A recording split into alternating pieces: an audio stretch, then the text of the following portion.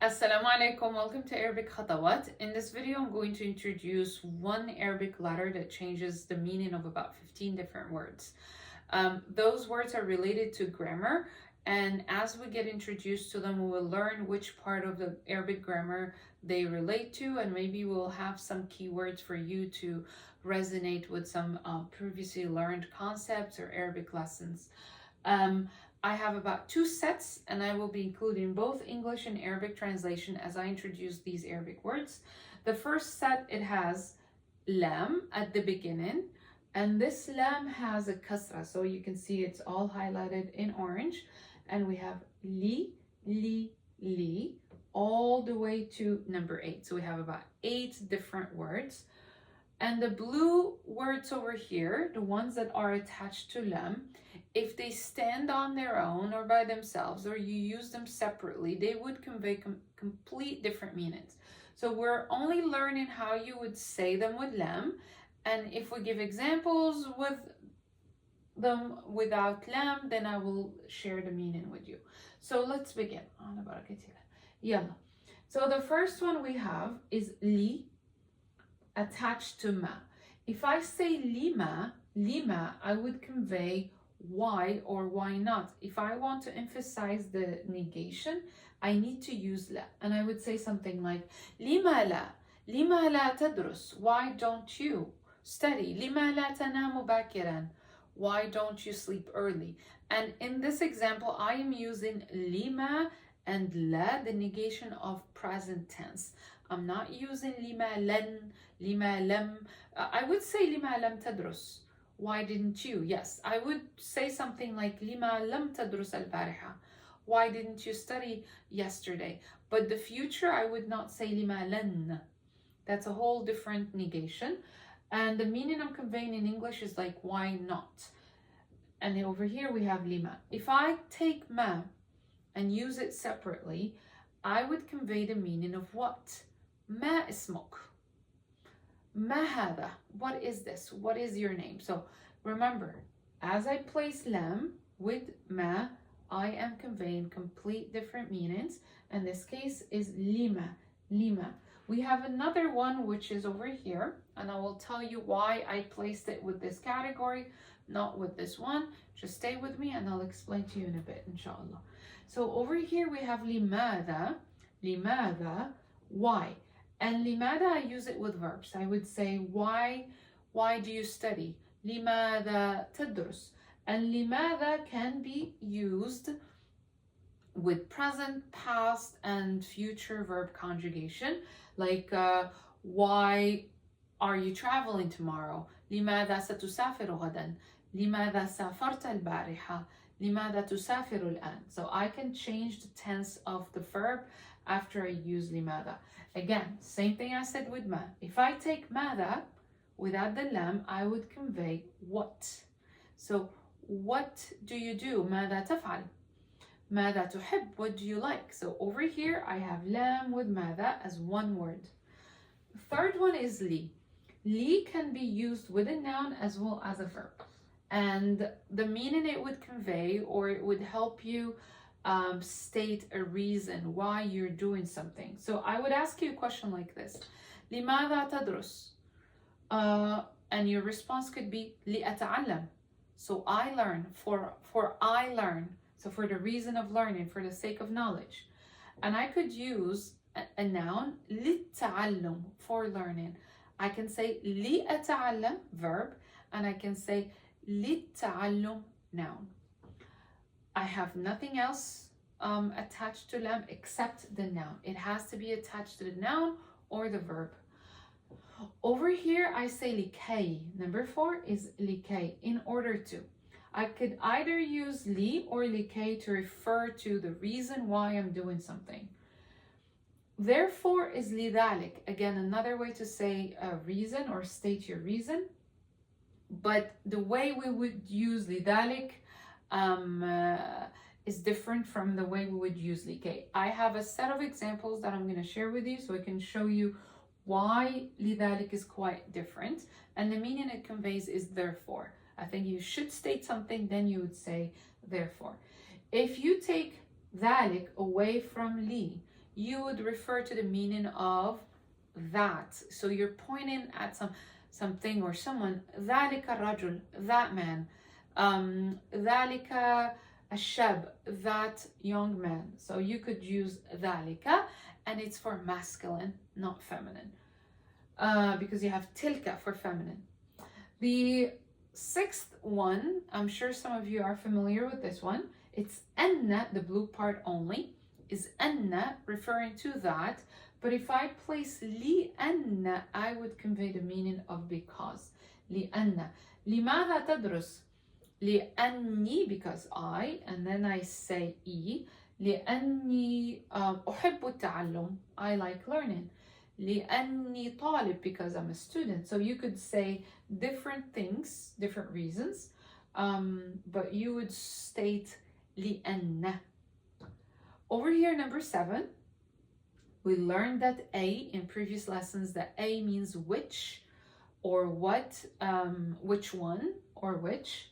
So I would say لأي غرض, for what purpose. The word غرض means purpose, and I could say for what purpose. لأي غرض تدرس, for what purpose do you study.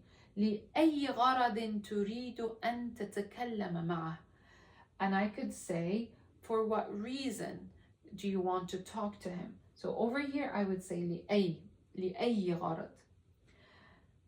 If I put only A, that means which. أي غرض تتحدث, أو عن أي غرض تتحدث.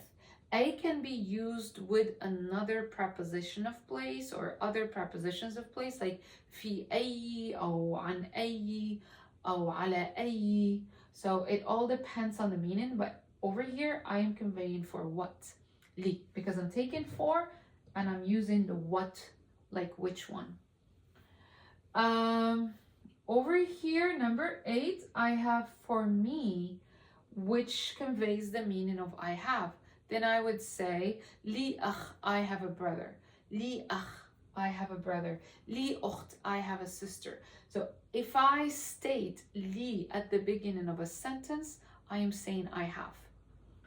If I place li after a verb, that means the verb comes with a preposition or the preposition of place li. And in that case, you would say, you would of course convey the meaning of for me. Let me give you an example. So you would say, أعطى, we say أعطاني, he gave me. Tafada bi, okay, he protected something. But there is a verb, I can't think of it right now. There is a verb, maybe if you have a verb that has li, I can't think about it right now, but I have it in the examples. But there is a verb that would be followed by a preposition of place li, and you have to say the e referring to me. But in that case, the verb comes first. It does not come after li. Li, if you ever read a sentence that has li at the beginning of it, like the first word you would read is li, that means I have. So li akh, li am, li ibn, li. So I own, I have. Now we're done with this part over here. Like you can all see that the orange parts, all the lambs have a kasra.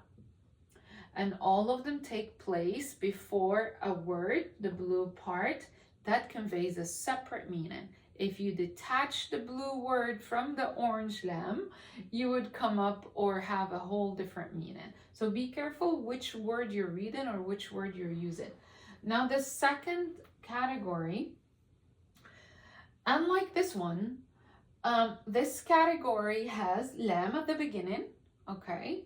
This lam has a fatha, not a kasra. So over here we have all of these lambs have kasra, but this set over here, the lam has fatha. But another thing to remember, if we detach the letter from the lam, it does not convey any meaning. And like you can tell that there is only one letter over here, the waw, the noon, the alif, the meme, and the kin, it doesn't convey any meaning. So basically this set just comes at one word, and if you detach the lam from it, it has no other function. And also that's why I put lamma over here, because it belongs to this category and it does not belong to this one, because first of all it has lam with fatha, and then if you say ma just with a shadda, it has no function or no meaning.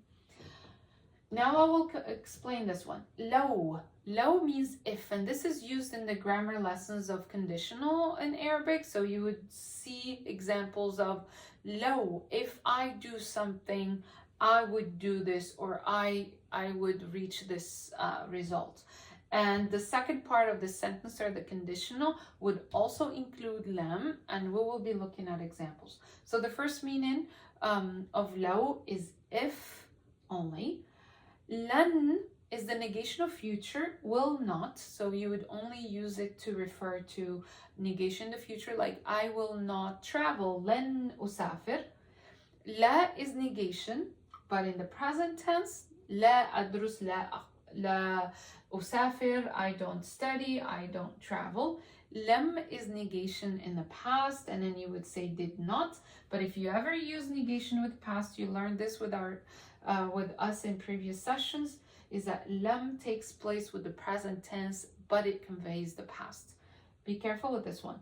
La has to happen with the present tense as well. La adrus. Lan also has to happen with the present tense verb conjugation. So if you say lan, and then you would use the verb usafir, to travel. Usafir is in the present tense. If you say lan usafir, I will not travel. La usafir, I don't travel. Lam usafir, I did not travel. So the verb conjugation is great over here. You don't need to change the verb. All you have to do is change the tense by placing different negation. Lakin is but. And you would say لكن أحب اللغة العربية لكن can be attached to possessive pronoun. Like for instance, I would say لكنها, but it is. If I say but it's, and the it could be masculine or feminine. So but it is. Let's say that it is feminine, because I'm referring to the word language. I would say لكنها, but it is. لكنها صعبة, but it is hard. Remember, this category has lam with the kasra. This category has lam with the fatha. From 9 to 13, you cannot detach lam from the word. Whatever sound you have after lam has no function. But the first category, which is from 1 to 8, all of these can have two separate meanings.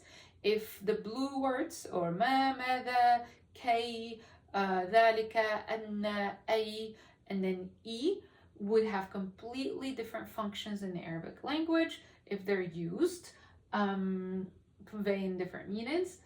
And then if you attach those words to lam, of course, they would have a whole different message. So I hope this helped, and we will be looking at examples inshallah in the upcoming videos. Just stick with me, and I'll be sharing with you part 2 with examples using lam. So I'll see you in a bit inshallah. Assalamu alaikum.